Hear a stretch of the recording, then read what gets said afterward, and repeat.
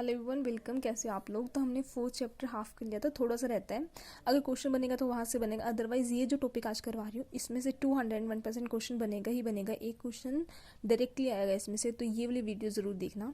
तो सबसे इंपॉर्टेंट जो चीज़ है, आपकी जो एल्कीन्स होती हैं उनकी रिएक्टिविटी ज़्यादा होता है एल्केन से, क्योंकि कार्बन डबल बॉन्ड कार्बन को ब्रेक करना ईजी होता है कार्बन सिंगल बॉन्ड कार्बन को ब्रेक करने के कंपेरिजन में। ठीक है, अगर आपको दो चीज़ें दे रखी हैं, दो सोल्यूशन दे रखे हैं, ठीक है, और आपसे ये पूछा जाता है इसमें से पीएच किसकी ज़्यादा है किसकी कम है, तो आपको पता होना चाहिए क्या कि अगर जिसको जो एसिडिक ज़्यादा होगा उसकी पीएच वैल्यू कम होगी। ठीक है, जो चीज़ एसिडिक होगी उसकी पीएच वैल्यू कम होगी और जो चीज़ बेसिक होगी उसकी पीएच वैल्यू ज़्यादा होगी। वैसे तो ये सेकंड चैप्टर है, बट फिर भी मुझे इंपॉर्टेंट लगा तो मैंने बता दिया। ठीक है, इस वीडियो में थोड़ी सी स्पीड ज़्यादा रहेगी, तो अगर किसी को ज़्यादा लगती है तो उसको 3 डॉट्स आती हैं उस पर क्लिक करके नॉर्मल से थोड़ी कम स्पीड कर लेना, आपको सही लगेगा। ठीक है, होमोलॉगस सीरीज क्या होती है, जिसमें CH2 का डिफरेंस होता है, मीन्स 14 यूनिट्स का डिफरेंस होता है। कार्बन का मास 2 एंड 2 हाइड्रोजन है तो 2, एक का 2 होता है, एक का 1 होता है तो 2 का 2 हो गया, तो 12 + 2 = 14। ठीक है, उसके बाद आता है ऐसा क्वेश्चन आता है कि ये होमोलॉगस सीरीज है या नहीं है। तो अब देखो, इन दोनों में आपको दिख रहा होगा CH2 का डिफरेंस है, इन दोनों में आपको दिख रहा होगा CH2 का डिफरेंस, तो आपसे ये पूछ सकते हैं कि ये होमोलॉगस सीरीज है या नहीं है।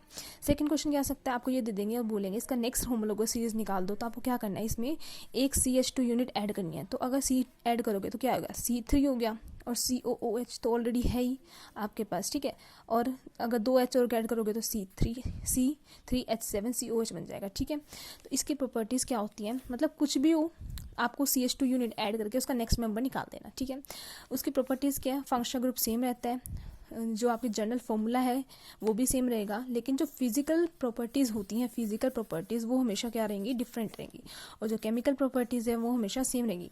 केमिकल प्रॉपर्टी डिपेंड करती है आपकी फंक्शनल ग्रुप के ऊपर। अगर फंक्शनल ग्रुप सेम है तो केमिकल प्रॉपर्टी सेम है। ये आपका असर्शन रीजन में क्वेश्चन आ सकता है कि अगर केमिकल प्रॉपर्टी सेम है, फंक्शनल ग्रुप सेम है तो केमिकल प्रॉपर्टी सेम होगी या डिफरेंट होगी। तो आप बता सकते हो अगर फंक्शनल ग्रुप सेम है तो केमिकल प्रॉपर्टीज़ सेम होगी। ठीक है, नेक्स्ट आपका कंबर्शन रिएक्शन आता है, यहाँ से क्वेश्चन इन दो से बनेगा। देखो, कोई भी रिएक्शन कुछ भी दे रखा हो उसको ऑक्सीजन के प्रेजेंस में हीट करेंगे, कार्बन डाइऑक्साइड निकलेगी, हाइड्रोजन निकले, H2O निकलेगा, हीट एंड लाइट प्रोड्यूस होगी।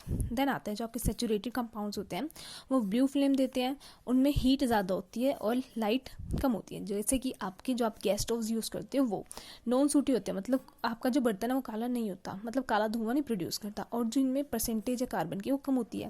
लेकिन जो अनसेचुरेटेड कंपाउंड्स हैं, अनसेचुरेटेड का मतलब हो गया कि हम कैंडल बर्न कर रहे हैं या फिर कोई दिया बर्न कर रहे हैं, उसमें जो आपको पता है येलो फ्लेम आती है, सूटी फ्लेम आती है, मतलब काला हो जाता है ना, आप दिया जलाते हो काला धुआं प्रोड्यूस करता है, क्योंकि उसमें कार्बन की जो परसेंटेज है वो ज़्यादा है, तो लाइट ज़्यादा, रोशनी ज़्यादा देखता है, लेकिन जो उसकी हीट होती है ना वो कम होती है। ठीक है, एक क्वेश्चन जो पक्का आएगा एग्जाम में वो ये है कि जो हम गैस स्टोव्स यूज़ कर रहे हैं वो स्टार्टिंग में तो ब्लू फ्लेम दे रहे हैं, बट कुछ टाइम बाद वो येलो फ्लेम देना स्टार्ट कर देते हैं। ऐसा क्यों होता है, क्योंकि देखो जो आपका गैस स्टोव है उसके अंदर जो पोर्स होते हैं, ठीक है, उसके अंदर आप ऑयल चला जाता है, कई बार डस्ट चला जाता है, तो उस वजह से वो ब्लॉक हो जाता है, और ब्लॉक होने की वजह से ऑक्सीजन की जो सप्लाई है वो क्या हो गई, कम हो गई। अगर ऑक्सीजन की सप्लाई कम होगी तो कार्बन की सप्लाई, मतलब कार्बन ज़्यादा हो गया, कार्बन ज़्यादा हो गया तो परसेंटेज ऑफ कार्बन क्या हो गया, ज़्यादा, परसेंटेज ऑफ कार्बन ज़्यादा, तो मतलब येलो फ्लेम आएगी, सूटी फ्लेम आएगी, मतलब बर्तन काला कर देगा। ठीक है, ये क्वेश्चन आएगा। देन आता है एडिशन रिएक्शन, क्या है, सेचुरेटेड कंपाउंड बनाना है हमें अनसेचुरेटेड से, Cl2 डालेंगे तो एक बॉन्ड ब्रेक करके Cl लग जाएगा, बट वहीं पे अगर H2 हमें ऐड करवाना हो तो आपको क्या ध्यान रखना है, हमें इसमें क्या डालने पड़ेंगे, जो एक कैटेलिस्ट है वो डालने पड़ेंगे। कैटेलिस्ट क्या नहीं करते, बस रिएक्शन में जो रेट है उसको इंक्रीज कर देते हैं। ठीक है, तो एक डबल बॉन्ड हटाओगे, एक H इस पे एक H इस पे लग गया, इस रिएक्शन को हम बोलते हैं हाइड्रोजनेशन। बस इसी रिएक्शन को हम हाइड्रोजनेशन बोलते हैं, क्यों, क्योंकि एक H अनसेचुरेटेड से क्या बना, आपका सेचुरेटेड बने। ठीक है, देन आता है आपका एल्काइन। एल्काइन के अंदर हम H2 डालते हैं तो एल्कीन बन गया, यहाँ पे डबल बॉन्ड आएगा। ठीक है, एल्कीन बन गया, एल्काइन से एल्कीन बना और फिर एल्कीन बना। ठीक है, इंडस्ट्रियल यूज पूछते हैं क्या हो गया, ऑयल से आप क्या बना सकते हो, घी बना सकते हैं, आप लोगों ने पढ़ा होगा ये। जो सबसे इंपॉर्टेंट है वो है आपका ब्रोमीन वाटर टेस्ट। आपसे पूछ सकते हैं कि आप डिफ्रेंशिएट कैसे करेंगी, कोई भी कंपाउंड सेचुरेटेड है या फिर अनसेचुरेटेड है। तो आप क्या करेंगे, पहले अनसेचुरेटेड कंपाउंड लेंगे, मान लो 2 टेस्ट ट्यूब है, ठीक है, इसमें अनसेचुरेटेड है, इसमें आपका सेचुरेटेड है, दोनों में क्या डाल दोगे, Br2 डाल दोगे। Br2 का कलर होता है ब्राउन। ठीक है, अगर ये ब्राउन कलर डिसअपियर हो जाएगा तो वो अनसेचुरेटेड हो जाएगा। देखो ब्राउन कलर डिसअपियर हो गया तो अनसेचुरेटेड हो गया, क्योंकि डबल बॉन्ड ब्रेक होके BR लग गया। बट अगर वो सेचुरेटेड हुआ तो ये रिएक्शन ही नहीं होगी, तो ब्राउन का ब्राउन कलर रहेगा। ये बात आप ध्यान रखना, ठीक है। देन आता है आपका सब्स्टिट्यूशन रिएक्शन। सिंपल सी रिएक्शन है, CH4 है, Cl2 डालेंगे यूवी रेज की प्रेजेंस में, एक H हट के Cl लग जाएगा और HCl निकल जाएगा। सिमिलरली वापस से एक H हट जाएगा, Cl लग जाएगा। इसका नेम ध्यान रखने हैं, देखो क्लोरोमीथेन, डाइक्लोरोमीथेन, ट्राइक्लोरोमीथेन और टेट्राक्लोरोमीथेन। इसको आप क्लोरोफॉर्म भी बोल सकते हो, ठीक है। उसके बाद आता है हमारा इथेनॉल।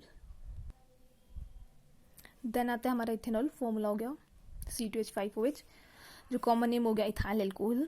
जो पॉइंट्स याद होनी चाहिए फिजिकल प्रॉपर्टीज में, प्लीजेंट स्मेल होती है। देखो इससे ना क्वेश्चन बनता है आपका कि एक सब्सटेंस है, एक उसकी प्लीजेंट स्मेल है, फिर उसकी रिएक्शन से क्वेश्चन बनता है, तो बता दूंगी मैं आपको।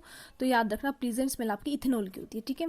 देन इसका बर्निंग टेस्ट होता है, बॉइलिंग पॉइंट 78 डिग्री सेल्सियस होता है, पानी में सोल्यूबल हो जाता है और कलरलेस होता है, ठीक है। अब देखो डीनेचर्ड अल्कोहल इंपॉर्टेंट टॉपिक है, ये आपके MCQ में आ सकता है कि अल्कोहल को हम बनाते हैं, अनफिट बनाते हैं ड्रिंकिंग के लिए, ठीक है। उसके अंदर मिथेनॉल ऐड कर देते हैं, कॉपर सल्फेट ऐड कर देते हैं और पिरेडिन ऐड कर देते हैं, ठीक है। देन जो आपकी रिएक्शन है ऑक्सीडेशन रिएक्शन बोलते हो, इससे भी क्वेश्चन आता है एग्जाम में। मैंने अल्कोहल लिया, ठीक है, इसके अंदर हमने क्या डाल दिया, ऑक्सीडाइजिंग एजेंट डाल दिया। आपसे ये क्वेश्चन आ सकता है कि जो ऑक्सीडाइजिंग एजेंट है उसमें ऐसा क्या है जो वो इथेनॉल को मतलब कार्बोक्सिलिक एसिड में कन्वर्ट कर रहा है। तो ये क्या प्रोड्यूस करता है, एक नेसेंट ऑक्सीजन प्रोड्यूस करता है, जिसकी वजह से अल्कोहल इथेनॉल आपका इथेनॉइक एसिड में कन्वर्ट हो जाता है, ठीक है। देन आता है आपका डिहाइड्रेशन रिएक्शन। इससे रिएक्शन कैसे आता है कि एक एक्स कंपाउंड है, ठीक है, सेचुरेटेड है, और उसको हमने कंसनट्रेटेड H2SO4 डाला तो वो अनसेचुरेटेड कंपाउंड बन गया, ठीक है। तो वो ऐसी कौन सी रिएक्शन है, वाई कंपाउंड क्या है और एक्स कंपाउंड क्या है, तो आपको पता होना चाहिए। हमने इथेनॉल लिया, उसके अंदर कंसनट्रेटेड H2SO4 डाल दिया तो हमारा इथीन बन गया, साथ में पानी निकल गया।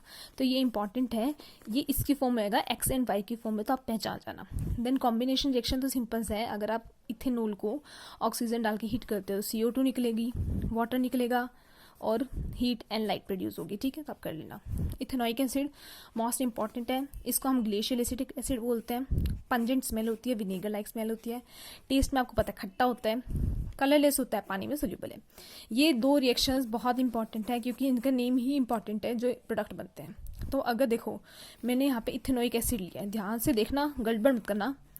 इथेनॉइक एसिड के अंदर सोडियम मेटल डाला तो आपका H हट जाएगा और Na लग जाएगा और साथ में H2 निकल गई, ठीक है। बट अगर मैं यहाँ पे इथेनॉल लेती हूँ, ठीक है, तब भी सेम बनेगा, बट जिनके प्रोडक्ट्स के नेम होंगे वो डिफर करेंगे। देखो यहाँ पे डबल बॉन्ड O है जो एसिड आपका, तो इसका नाम सोडियम इथेनोएट होगा। देखो OA से याद रखना, देखो ये O भी लग सकता है आपको दिखने में, तो ठीक है। तो इस वजह से इस अकॉर्डिंग याद रख लेना कि O हो है तो O हम एसिड में बनाएंगे। तो जो ऊपर वाले का नाम है वो हो गया सोडियम इथेनोएट, और जो नीचे वाले का नाम है जो इथेनॉल से बना है उसका नाम हो गया सोडियम इथोक्साइड, ठीक है। तो इन दोनों के नेम याद करने बहुत ज़्यादा इंपॉर्टेंट है, क्योंकि आपसे डायरेक्ट ये पूछेंगे कि हमने इथेनॉइक एसिड में सोडियम मेटल डाला तो आपका सोडियम इथेनोएट बना है, सोडियम इथोक्साइड बना है। MCQ में बच्चे क्या करेंगे, सोडियम इथोक्साइड कराएंगे और नंबर कटवाएंगे, मत करना ही मिस्टेक, क्योंकि इथेनोएट बनेगा इथेनॉइट एसिड के केस में, ठीक है। देन आपकी फर्दर रिएक्शन आती है क्या कि अगर मैंने एसिड के अंदर NaOH डाला तो H हट के Na लग गया, ठीक है, और H2। सेम रिएक्शन है दोनों में कि अगर मैंने NaHCO3 डाल दिया या Na2CO3 डाल दिया, रिएक्टेंट जो प्रोडक्ट बनेंगे सेम बनेंगे तीनों में, बट वाटर लिबरेट होगा तीनों में, बट इन दोनों के केस में क्या लिबरेट होगी, साथ में CO2 लिबरेट होगी। ये आपका डिस्टिंग्विशिंग टेस्ट भी है। आपका क्वेश्चन आता है कि आपने, चलो मैं उसमें डाल दूंगी कम्युनिटी पोस्ट में पूरा डिफरेंस दिया हुआ है, आप वो जरूर पढ़ के जाना, एक बार कम्युनिटी पोस्ट जरूर विजिट करना, उसमें बहुत कुछ मैंने डाला हुआ है वो आप देखना, ठीक है। नेक्स्ट इंपॉर्टेंट रिएक्शन है एस्टेरिफिकेशन रिएक्शन। इससे बहुत बार रिपीट हुए एग्जाम में क्वेश्चन आया हुआ है। एस्टेरिफिकेशन से क्या किया हमने, एसिड और एल्कोहल का रिएक्शन करवाया है तो हमारा क्या बना, एस्टर बना। क्या करना है, पानी निकाल देना in the presence of concentrated H2SO4, तो एस्टर बन गया। इस एस्टर का नाम क्या हो गया, देखो ये इथाइल और इस पूरे का नाम देते हैं इथेनोएट, तो इथाइल इथेनोएट बन गया, पानी जो निकला है, ठीक है। नेक्स्ट आता है सपोनिफिकेशन। ये स्टेरिफिकेशन का अपोजिट है क्योंकि इसका जो बाई प्रोडक्ट बन रहा है वो है हमारा अल्कोहल, ठीक है। तो मैंने क्या किया, एस्टर लिया हमारा इथाइल इथेनॉइड, इसके अंदर क्या डाला, स्ट्रॉन्ग बेस। आपको पता है NaOH आपका स्ट्रॉन्ग बेस होता है, तो क्या होगा, ये यहाँ से ब्रेक करेगा और NaOH यहाँ से ब्रेक करेगा, तो Na इसके साथ लग जाएगा और OH जो पीछे वाला है ये इसके साथ लग जाएगा, तो ये दो प्रोडक्ट्स बन जाएंगे और जो आपका एल्कोहल है वो आपका बाय प्रोडक्ट बन जाएगा। सोप एंड डिटर्जेंट कहीं से क्वेश्चन ना आए, यहाँ से तो आना ही आना है, क्योंकि ये द मोस्ट इंपॉर्टेंट टॉपिक है पूरे चैप्टर का, पूरी केमिस्ट्री का। देखो सोप क्या होता है, long chain फैटिक acids of sodium and potassium of carboxylic acid. Formula क्या हो गया, C17H35 COONA। ये क्वेश्चन MCQ में आएगा कि जो आपके सॉप है वो कैसी होती है। देखो दो पार्ट होते हैं इसके, एक टेल एंड एक हेड। जो हेड होता है वो हाइड्रोफिलिक होता है, मतलब वाटर लविंग होता है, बट जो टेल होती है वो हाइड्रोफोबिक होती है, मतलब वाटर हिटिंग होती है। इसको आप बोलते हो आयनिक हेड, क्योंकि वाटर लविंग है, ठीक है। तो मिसल फॉर्मेशन कैसे होती है, ये ऑयल एंड डस्ट है आपका, तो जो आपका हाइड्रोफोबिक पार्ट है ये अंदर चला जाता है और जो हाइड्रोफिलिक पार्ट है, मतलब जो वाटर लविंग है, वो बाहर आ जाता है, और इसको आप क्या बोलते हो, मिसल बोलते हो, ठीक है। जो इंपॉर्टेंट चीज़ है याद रखने की, आपको बोला जाता है कि एक मेरे पास 50 डिग्री सेल्सियस का पानी है, एक मेरे पास 60 डिग्री सेल्सियस का पानी है और एक 100 डिग्री सेल्सियस का पानी है। अब आपसे पूछा जाता है कि इनमें से किस में कपड़े बिल्कुल साफ धुलेंगे, तो अब वैसे भी आपको पता है जनरल सेंस भी ना लगाओ तब भी गंदे गंदे इतना दिमाग होता है, उसको पता है 100 डिग्री सेल्सियस में जो आपके कपड़े हैं जल्दी धुलेंगे। क्यों, क्योंकि टेम्परेचर डायरेक्टली डिपेंड करता है क्लींजिंग एक्शन ऑफ सोप पे, क्योंकि जितना ज़्यादा टेम्परेचर होगा उतने ही ज़्यादा मिसल फॉर्मेशन होंगे और उतना ही ज़्यादा क्लींजिंग एक्शन होगा किसका, सोप का, ठीक है। बट एक डिसएडवांटेज है सोप की, क्या कि हार्ड वाटर के साथ रिएक्ट नहीं करता। अभी हार्ड वाटर के साथ रिएक्ट करके फोम मतलब झाग क्यों नहीं बनाता, क्योंकि जो आपका हार्ड वाटर है उसके अंदर मैग्नीशियम और कैल्शियम के क्या प्रेजेंट होते हैं, सॉल्ट प्रेजेंट होते हैं, और जो आपका आयनिक हेड है ये इसके साथ रिएक्ट करते लेता है और इसलिए ये झाग नहीं बनाता, स्कम बना देता है। तो यहाँ से क्वेश्चन आएगा, तो उसका सब्स्टिट्यूएंट हम यूज करते हैं डिटर्जेंट, ठीक है। लेकिन डिटर्जेंट का एक जो हम कहते हैं डिसएडवांटेज है वो है कि ये क्या है, नॉन बायोडिग्रेडेबल, ठीक है। तो इसलिए हम डिटर्जेंट को जो हमारा इको फ्रेंडली है वो एक हमारा डिटर्जेंट नहीं है, बस इस वजह से डिटर्जेंट की ये डिसएडवांटेज है, अदरवाइज डिटर्जेंट हार्ड वाटर के साथ इजिली रिएक्ट कर लेता है। तो आई होप आपको 4 चैप्टर इजीली समझ आ गया होगा। फिर भी कुछ डाउट हो तो आप मुझसे कमेंट सेक्शन में पूछ लेना, I will answer that. Thank you so much for watching and best of luck for your exams.